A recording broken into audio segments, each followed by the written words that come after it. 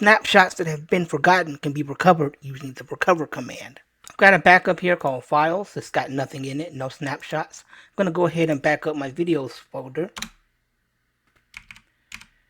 We run snapshots. We have the one snapshot. And if I do ls on latest, we can see all the files inside the backup. If I go ahead and run the forget command, we'll just forget the latest.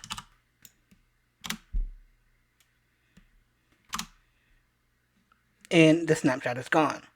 To use recover, we'll use the recover command by doing recover.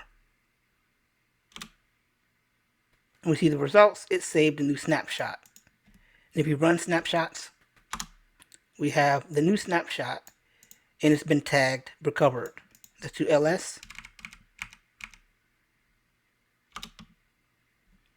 And we have all of our files back. Let's go ahead and restore this. Copy the snapshot ID, and I'll save it to the desktop in a folder called restored. And we have our restored data. Now, recover only works if the data hasn't already been removed using the prune command, and it's a great way to access files from snapshots that you might have accidentally deleted.